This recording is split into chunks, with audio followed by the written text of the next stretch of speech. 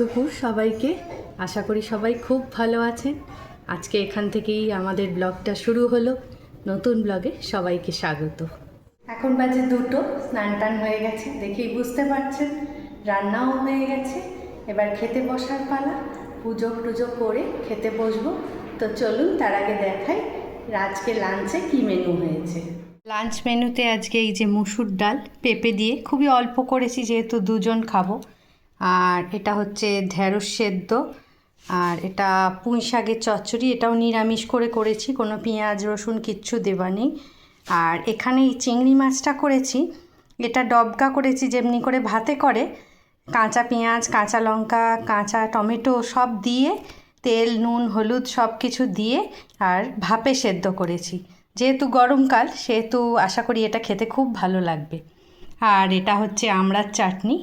এই হচ্ছে আমার আজকে লাঞ্চের মেনু, আর ভাত তো এর সঙ্গে অবশ্যই আছে। লাঞ্চের মেনুটা তো দেখিয়েই দিলাম। তো এবার একটাই কাজ, খেতে বসা। তো খাওয়া দাওয়া করে একটু ফ্রি টাইমে আজকে একটা জিনিস বানাবো, ইচ্ছা আছে অনেক দিন সেরমভাবে কিছু স্পেশাল কিছু বানাইনি। আসলে প্রচণ্ড গরম পড়ে গেছে তো, তার জন্য মানে ঠিক করে উঠতে পারছি না। আর কিছুদিন আগে আপনারা জানেন ফনজো আর ফ্লোরা ছিল আমার কাছে প্রায় 8-10 দিনের মতো, সেই জন্য ওদের নিয়ে খুব ব্যস্ত ছিলাম। তো সেই জন্য আর রান্নার দিকে বেশি মনোনিবেশ করা হয়নি। তো যাই হোক, আজকে একটু কিছু বানাবো, ইচ্ছা আছে ডেজার্ট আইটেম একটা বানানোর ইচ্ছা আছে। এখন বাজে 6টা, বলেছিলাম খেয়ে দিয়ে রেস্ট নিয়ে একটা ডেজার্ট বানাবো আজকে।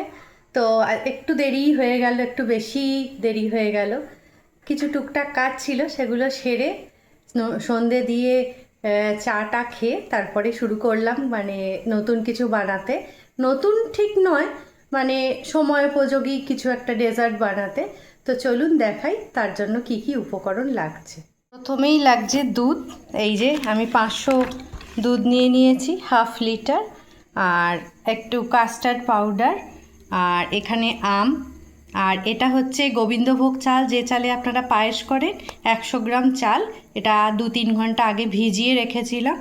এখানে ছোট এলাচ, আর এখানে হচ্ছে আমন্ড বাদাম, আর এখানে হচ্ছে এই 3 চামচ চায়ের চামচের 3 চামচ মতো চিনি আছে। উপকরণগুলো দেখে নিশ্চয়ই আন্দাজ করতে পারছেন যে আমি ফিরনি বানাবো আজকে। হ্যাঁ, ঠিকই ধরেছেন, আজকে আমি ম্যাঙ্গো ফিরনি বানাবো।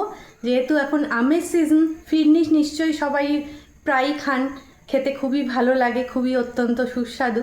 কিন্তু আজকে আমি আম দিয়ে বানাবো, কারণ এটা আমের সিজন, এখন খুব ভালো পাকা আম বাজারে পাওয়া যাচ্ছে। তাই জন্য একটা আমের ডেজার্টও হবে, আর কিছু একটা বানানোও হবে। তো চলুন কথা না বলে সোজা রান্নাঘরে চলে যাই। রান্নাঘরে যাওয়ার আগে দেখুন আমি আমটাকে কেটে নিয়েছি। এর থেকে আমি আমের পাল্পটা বার করে নেব। আর ছোট এলাচটাকে খোলাগুলো বাদ দিয়ে একটু শুকনো খোলায় নেড়ে গুঁড়িয়ে নিয়েছি। আর আমন্ড বাদামটাকে একটু গ্রেট করে আর একটু কুঁচো করে কিছুটা বাদাম রেখে দিয়েছি। রান্নার প্রথমে আমি যে চালটা ভিজিয়ে রেখেছিলাম ওই চালটাকে মিক্সিতে বেটে নেব। আর আমের যেটা পাল্পটাকে ছাড়িয়ে, খোলা থেকে ছাড়িয়ে, ওটাও একটু মিক্সিতে ঘুরিয়ে নেব। এই দেখুন আমের পাল্পটা মিক্সিতে ঘুরিয়ে নিয়েছি, স্মুথ করে নিয়েছি, আর চালটাকেও বেটে নিয়েছি। গ্যাসে দুধটা ফুটছে, আর এখানে একটুখানি হাফ কাপ দুধ হালকা গরম অবস্থায় তুলে রেখেছি। দুধটাকে একটু থেকে থেকে নাড়িয়ে দিচ্ছি, একটু সামান্য এটাকে ঘন করব।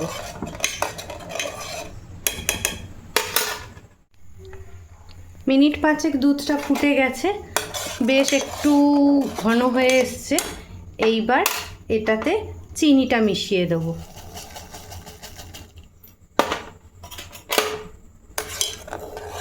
চিনিটা একটু গলে যাওয়া পর্যন্ত অপেক্ষা করব।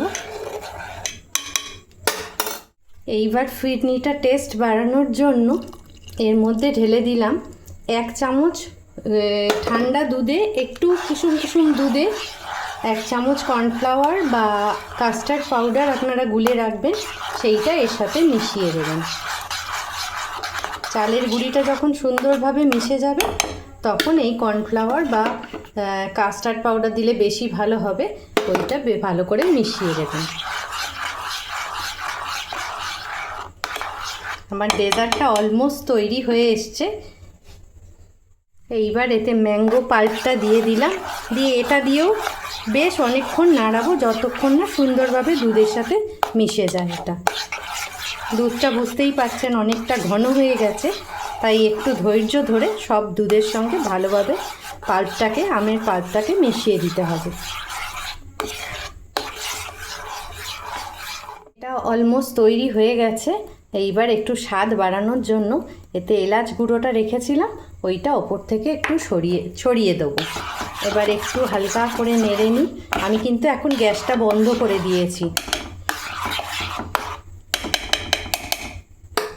এখানে দেখুন গোলাটা নামিয়ে নিয়ে এসেছি। এটা গরম থাকতে থাকতেই আমি যে কাপে জমাবো সেইখানে ঢেলে ফেলবো। এই যে আমার 4টে আইসক্রিমের কাপ রেডি আছে, এর মধ্যে আমি ঢালবো গোলাটা।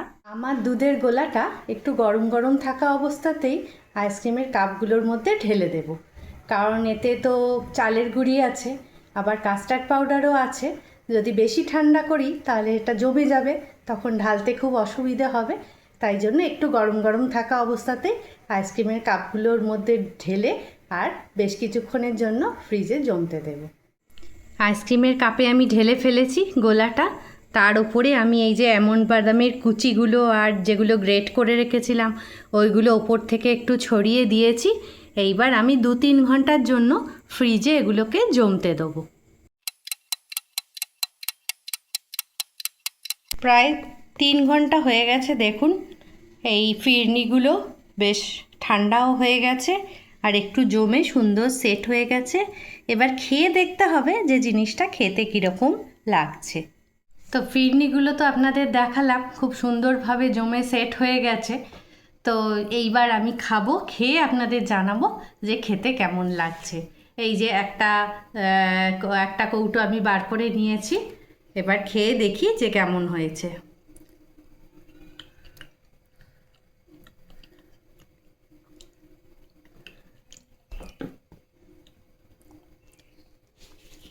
প্রথমত আমের গন্ধটা ভীষণভাবে লাগছে, আর অ্যামন্ডের স্বাদটাও ভীষণ ভালো লাগছে, আর সব মিলিয়ে ঠান্ডা ঠান্ডা একটা আইসক্রিম টাইপের টেস্ট হয়েছে, সেটা খুবই ভালো লাগছে।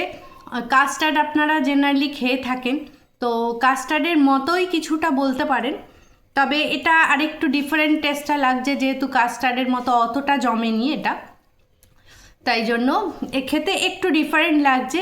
আর যেহেতু আমি ফিরনিতে এটা কামিনী আতপ চালের বাটাটা দিয়েছিলাম, সেই জন্য ওই পায়েসের চালের যে একটা টেস্ট বা গন্ধ সেটাও খুব সুন্দরভাবে বোঝা যাচ্ছে।